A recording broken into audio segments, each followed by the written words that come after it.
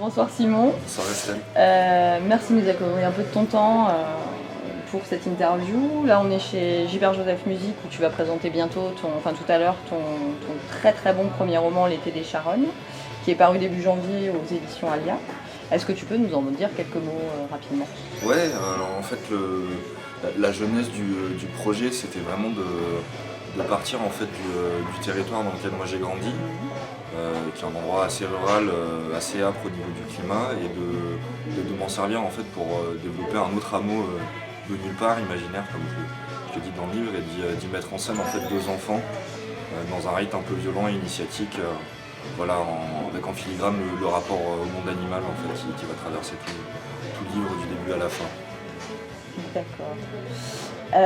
Et donc tu es tout jeune, tu es né à Mazamet dans le Tarn. Ouais. Quel a été ton parcours pour arriver jusqu'à l'apparition de ce roman? Alors le parcours, une fois que je suis parti de chez moi, parce que j'ai fait mon lycée à Mazamet, après ensuite je suis parti à Montpellier commencer des études de cinéma à l'université, que j'ai très vite arrêté.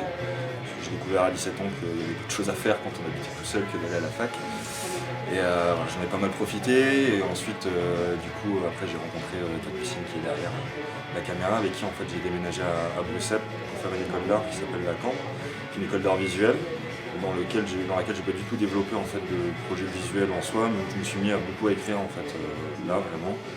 Et donc c'est vraiment dans le cadre de cette école où j'ai pris le contre-pied de ce qu'on me demandait de faire pour faire ce que moi j'avais envie de faire, que j'ai commencé vraiment à développer le projet du livre. D'accord. Très bien. Et pourquoi tu as choisi de passer à travers le regard d'un enfant, ou de deux enfants, puis après d'un jeune garçon? Qu'est-ce qui t'a... Ça c'était assez naturel, c'est un peu par rapport à mon âge et ce que j'ai vécu, il y a des choses avec lesquelles je suis plus à l'aise, et j'avais envie de bosser avec le regard d'enfant et de le faire évoluer aussi, parce que c'est quelque chose que je viens juste de quitter en fait, et sur lequel je commence à peine avoir du recul. C'est un regard que je commence à comprendre. Je revois certains événements, la découverte d'une forme de violence, de la violence institutionnelle aussi, et c'était aussi comment ces choses-là que j'ai pas du tout calculées au moment où je les ai vécues reviennent comme un ressac maintenant. Je me dis merde, là il y a quelque chose qui a péché, et c'était un peu envie de revenir sur ce vécu récent. D'accord. Et alors ton style est très très affirmé, vraiment saisissant, il est à la fois très cru et très poétique. Dès la première scène, on est happé dans l'histoire et on enchaîne les pages assez rapidement. Il y a aussi beaucoup d'humour, beaucoup de scènes drôles avec des punchlines pas mal. Ça fait plaisir. Et qui s'apparente aussi. Enfin, il y a aussi un petit côté baudelairien, donc côté un peu noirceur. La charogne, forcément, ça évoque un peu ça et tout. J'ai découvert que ce texte existait après quand on l'a tiré. Ça c'est l'ancienne étudiante en lettres qui parle. Mais voilà. Et de quoi tu nourris ton écriture, ton imaginaire? Franchement, c'est très quotidien en fait. Tu parlais de tout ce qui est drôle, etc. C'est des choses que j'ai écrites pour faire rire mes potes aussi. À la base, c'est un espèce d'humour que je trimballe avec ma bande depuis pas mal de temps. Et c'est vraiment c'est des petites folies du quotidien, des gens que j'ai rencontrés qui m'ont marqué plus jeune, etc. Et après, un peu de cinéma, un peu de musique, un peu de littérature, mais surtout du vécu en fait. Voilà. Et pour la langue, c'est pareil, c'est vraiment des manières de parler que j'entends, et qu'après je tords et que je m'amuse à rendre drôle ou plus fulgurante en fait, mais voilà. D'accord, t'as pas de réelle influence, de maître tutélaire Non, pas spécialement. J'ai été marqué par certaines lectures ou par certaines œuvres, mais c'est pas ça qui m'a poussé à écrire en fait spécialement quoi. Non, ça vient vraiment de toi, de l'intérieur. Ok. Et donc ton roman se déroule, comme tu disais, dans un monde agricole, rural, assez âpre, assez rude. Ouais. Mais tu as fait pas mal d'interviews et il y a eu beaucoup de critiques très élogieuses. Et en général, ce qui ressort de ces critiques, c'est une espèce de vision très noire, très négative, white trash, redneck, pécor, machin, voilà. Alors que bon, personnellement, je trouve que c'est pas ça existe, hein, effectivement il y a un côté très, très rude, mais voilà, comment tu réagis par rapport à ça Je me pose la question si en fait c'est des termes qui sont utilisés parce qu'ils sont vendeurs et faciles à utiliser pour la presse, parce que ça tape un peu et c'est un peu racoleur en fait, ou alors si vraiment c'est des termes qui sont utilisés de manière honnête en fait, et c'est vraiment un jugement de valeur en fait qui est là, et ça je trouve ça intéressant parce que ça permet de mettre en lumière un mépris qui s'opère malgré les personnes en fait. Ouais. Et comment je le prends pour l'instant, je m'amuse un peu avec en fait, je vais voir comment ça se passe pour la suite, peut-être un moment où je vais m'énerver, mais pour l'instant voilà, je suis en train de prendre la température. Ouais. Et je vais voir, mais ouais, c'est assez troublant en fait. Parce que là, on a l'impression qu'ils essaient on essaie de te catégoriser dans un peu la voie des white trash, la voie de la France profonde. Exactement. Mais en plus, ce qui est intéressant, c'est que ces termes qui reviennent, redneck, white trash, etc., c'est vraiment des termes qui à la base sont américains, qui appartiennent pas du tout à notre histoire, et qui sont, c'est vraiment des termes qui ont été créés par les classes supérieures pour affirmer un mépris. Oui. Sur les classes pauvres blanches, et vraiment dire ok, non mais ils sont blancs comme nous, mais pas tout à fait non plus. Voilà. Okay, et je trouve ça très intéressant que les gens l'utilisent avec un naturel, tout en disant des choses très bonnes sur le livre, mais qui balancent ça comme ça, alors que, comme je l'ai dit plusieurs fois, on m'a dit oui c'est hyper violent, etc. Mais je dis, en même temps, il n'y a pas de gosse dans la rue, enfin, tout le monde a un toit sur la tête et tout le monde a à bouffer. Regarde en bas de chez toi, on est à Paris. Il y a un gosse qui fait la manche tous les 3 mètres, il est où le problème quoi. Enfin, voilà, et du coup ça permet aussi d'aborder ces trucs là, et ouais, je suis un peu mitigé pour l'instant, mais voilà. D'accord. Est-ce que tu avais une volonté, comment dire, comme je disais tout à l'heure, d'être un peu la voix des gens qu'on n'entend pas, ou est-ce que ça faisait partie de ton projet, ça, de faire...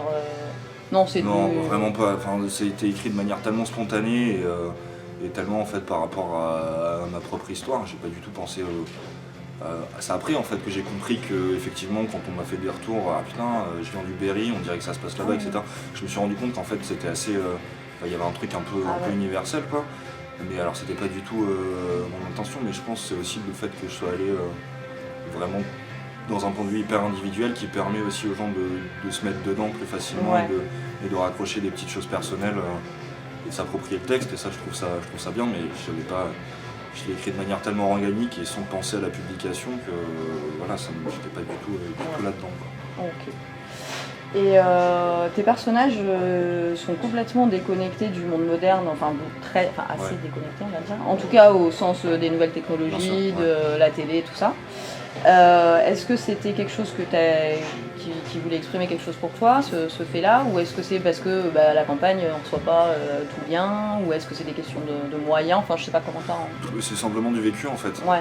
J'ai grandi sans téléphone portable, sans internet et sans télé, et je trouvais que c'était une enfance très intéressante, ça permettait de parler un peu d'autre chose, et c'est tout, enfin j'avais pas envie, en fait je trouve, soit dans le cinéma, enfin c'est des trucs qui viennent polluer je trouve souvent, et là où moi ça me servait dans le récit, c'était que ça limitait les canaux d'information en fait qui viennent pervertir en fait l'esprit de l'enfant, donc limiter les sources, et ça me permettait, c'était plus facile d'être cohérent en fait sur la longueur du texte, et puis parce que c'est aussi des réalités qui existent à l'heure actuelle et que moi, j'ai vécu là-dedans et j'ai pas de problème avec ça, et voilà, j'avais envie d'en parler simplement quoi.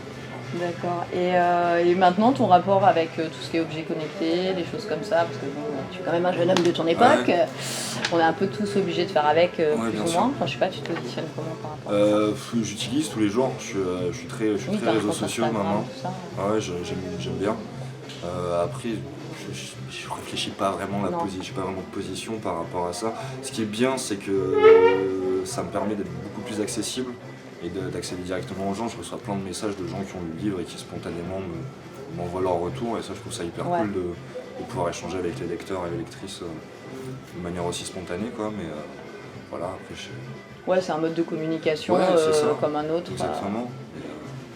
Oui, t'es pas bouffé tu consultes pas ton téléphone tous les Non, mais je minutes. fais attention, j'essaye, comme tout le monde. Après, j'ai tendance à le sortir pour tout et rien, mais voilà, j'essaie de limiter quoi. D'accord. Et est-ce que tu as une méthode de travail dans ton écriture, enfin je sais pas, à l'ancienne avec les cahiers et les crayons, ou sur ordi, avec des gros pétards et du rap. D'accord. Justement, en musique, tout ça. Voilà. T'écris chez toi, du coup, J'écris forcément, chez parce moi. qu'avec les pétards, c'est pas J'écris chez moi, j'écris la nuit, j'écris en rentrant de soirée beaucoup aussi. D'accord. J'écris souvent quand je suis assez usé en fait, physiquement. Ouais, t'as l'écume de la journée. Ouais, c'est ça. Et j'écris beaucoup la nuit. En fait, j'ai une mise en d'état, on va dire, où pendant pas mal de temps, je vais geeker et rien faire pendant 1 heure. écouter un son en boucle, etc. Et ouais, fumer mon petit joint et faire mes trucs et à un bout d'un moment je vais m'y mettre quoi. Ouais. Mais voilà, j'ai pas de. C'est assez récent, j'ai pas encore vraiment développé une méthode de D'accord. travail ou quoi, c'est un peu le bordel. Pour le moment, ça Ça se va passe venir comme plus ça, tard, mais ouais, c'est bien, c'est ça. c'est naturel. Exactement. Alors le roman rencontre un beau succès critique et public, hein, Ouais. ça démarre Ouais, ça super marche bien bien, et c'est c'est tant mieux. Tu fais beaucoup d'interviews et en particulier dans l'une d'elles, tu dis que tu n'avais pas trop accroché au milieu de l'art, parce que tu me disais tout à l'heure. Est-ce que tu as vu de nez comme ça au vu des interviews que tu as déjà faites et du milieu littéraire que tu commences à fréquenter, est-ce que tu penses que ça va mieux te convenir le milieu littéraire? C'est pas très rock'n'roll, voilà, je trouve en fait ça me fait chier parce que je suis toujours le plus jeune du coup. Ça, Et du coup ouais, il y a une attitude hyper paternaliste par la plupart des gens, mais bon, j'ai pas de mal à leur dire stop, j'ai l'habitude. Après je vais voir, j'ai fait aussi plein de rencontres qui sont hyper intéressantes et ce qui est chouette, c'est de pouvoir rencontrer des vrais professionnels du livre qui me font des vrais retours et avec qui je peux échanger en fait simplement comme avec toi maintenant. Après j'ai mes potes, j'ai ma petite vie, ouais. je cherche pas à Tu me vas pas fondre dans emménager une à foule ou Saint-Germain-des-Prés demain? non, voilà, je sais pas. Je fais vraiment au feeling à la personne. Là. Je m'intéresse pas trop au CV des gens et si c'est sympa, c'est sympa. Après, voilà, je suis très lucide sur le fait qu'il y a un petit coup de com' parce que je suis jeune, que je viens sortir un livre qui est bien reçu. Mais bon, si j'ai besoin d'être dans un an, je sais qui je peux appeler et qui j'appellerai pas. Pas spécialement. Non. Après voilà, oui, je me rends compte que si j'avais fait de la musique, ça serait peut-être un petit peu plus péchu. Mais oui, je suis très content d'avoir écrit un livre. Mais ouais, c'est des drôles d'ambiance en fait avec lesquels j'ai pas du tout l'habitude de frayer et c'est assez drôle ouais. de passer de mon quotidien à France Culture, ça me fait un choc thermique assez impressionnant. Ouais, mais ça doit leur faire du bien aussi. Ouais, bah je pense. Je pense, ouais. Est-ce que tu as d'autres projets littéraires en cours déjà ou... Bah, j'écris après, depuis que j'ai commencé à écrire ça, j'ai pas arrêté d'écrire au quotidien parce que ça me plaît vraiment. Après, c'est trop tôt pour parler d'un autre projet. Hein. Ça, c'est 23 ans aussi de vécu et de maturité. Pour arriver à 140 pages, je vais pas en pondre 140 autres en 6 mois rapidement. Quoi. C'est vraiment un temps long d'écriture sur le travail. J'ai besoin de temps, je réécris beaucoup les choses. Ouais, celui-ci, t'as mis longtemps C'est 1 an et demi. Mais après, c'est 1 an et demi en travail d'étudiant. Hein. C'est-à-dire que voilà, on picole le jeudi, on se met à bosser le mardi. C'est pas 8 heures par jour enchaîné au bureau. Voilà. J'ai quelques grosses semaines de travail très intensif, mais après j'ai aussi beaucoup de périodes où il faut que je décante parce que je vois plus rien. Quoi. Au bout d'un moment, je deviens gogol à relire les mêmes phrases et je sais pas si c'est bon ou pas, donc j'ai besoin de voilà. Okay. Donc j'écris, mais on verra plus tard. D'accord. Et par curiosité, et parce que c'est une maison que j'aime beaucoup et dont je pense qu'il faut saluer le travail parce que c'est vraiment un super éditeur chez Alia, comment tu es arrivé chez eux? C'est une histoire assez dingue. En fait, Gérard Bérévi, qui dirige les éditions Alia, est venu faire une conférence là où j'étais étudiant à la Caen. Ouais. Et alors là, j'avais mon manuscrit, j'ai essayé de l'attraper, je fais ouais, excusez-moi, vous êtes éditeur, et mon Gérard, qui est quelqu'un qu'on n'attrape pas comme ça, m'a vertement envoyé chier. Et du coup, c'était assez drôle, non, mais il a regardé l'épaisseur du truc, il a vu que j'étais jeune, il m'a dit non, mais ça pèse trop lourd, je vais pas le prendre avec moi, tu l'envoies au service manuscrit, tu auras une réponse dans 3 mois comme tout le monde, etc. Et en fait, j'ai présenté le projet d'écriture dans le cadre de mon jury. Et dans le cadre de mon jury, il y a un monsieur qui s'appelle Gilles Collard, qui était là, qui était invité, qui est philosophe, et en fait, qui est un copain à Gérard Bérévi, et qui m'a dit, mais en fait, je le vois la semaine prochaine, si tu veux, je le file. Et du coup, il lui a filé, Gérard m'a appelé, et en fait, du coup, je l'ai retrouvé au bar, et il m'a dit, mais putain, je t'ai déjà vu quelque part. Je sais, oui, ce que vous avez, en fait, là, j'ai déjà essayé de vous le refourguer, mais il est arrivé, c'est bien, je suis content. Et voilà. Et du coup, ça lui a plu aussi, et ça nous a permis de démarrer sur des bonnes bases. Et ouais, je suis vraiment très content d'être chez Alia, juste même au niveau du format du livre, de faire un livre qui coûte 10 €, qui n'est pas un livre qui coûte 23 balles, où je peux l'acheter et qu'ensuite c'est pour les pauvres en poche. Non, là, je suis très content, le livre est super beau et enfin, ils font un travail vraiment extraordinaire. J'étais super bien accueilli, mis à l'aise, alors que je connaissais pas du tout leur catalogue. Il y a des trucs qui sont hyper impressionnants. Ah bah si t'aimes le rap, ils ont quelques trucs. Depuis, j'ai acheté un certain nombre d'ouvrages. Voilà, j'essaie de ne pas dépenser plus d'argent chez eux que je vais en gagner, mais c'est assez compliqué. D'accord. Voilà. Bon, bah, très bien. Et en ce moment, qu'est-ce que tu lis, qu'est-ce que tu écoutes, qu'est-ce que tu regardes, je sais pas, c'est un film qui t'a marqué.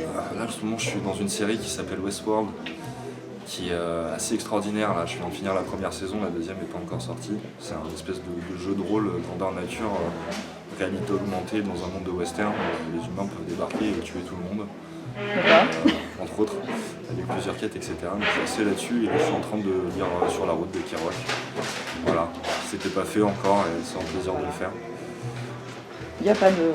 C'est jamais trop tard. Ah non. Alors bon, petite question, comme on est à Toulouse, on a Ouais. un webzine toulousain, donc est-ce que tu connais la ville? Est-ce que tu as Ouais. t'as un peu vécu et, J'ai pas vécu mais j'y suis beaucoup passé. Ouais. Ah ouais. Et qu'est-ce que tu en as comme souvenir? Qu'est-ce que j'en ai comme... Alors des Enfin, comme, souvenirs. Ah mais j'ai un super kebab au magret de canard mais qui a fermé. J'étais très déçu, du coup j'ai dû aller manger ailleurs. Voilà, ça c'est un des grands souvenirs de Toulouse. Non, Toulouse, j'ai fait pas mal de fêtes. Puis il fait beau. Oui, Ça, c'est sûr vraiment bien. Après 3 ans à Bruxelles et l'arrivée à Paris, c'est un vrai bonheur de redescendre. D'accord. Ok. Eh bien écoute, tu as quelque chose à ajouter pour nos lecteurs? Non, je sais pas. Si je peux leur conseiller de lire Les Confessions de Nat Turner qui est sorti en même temps que L'été des Charonnes chez Alia, qui est la première traduction française des Confessions de Nat Turner, qui est le premier homme noir à avoir dirigé une insurrection esclave, complètement mystique, un texte complètement barré. Et, voilà, je suis très fier que ça sorte en même temps que mon livre. Ça me légitime encore plus dans C'est côte à côte à la Exactement, librairie. c'est super. Je suis Bon, très bah, contente parfait. de gratter un peu de la street cred Turner. Bon bah super, merci beaucoup Merci à et toi. bonne continuation. Merci.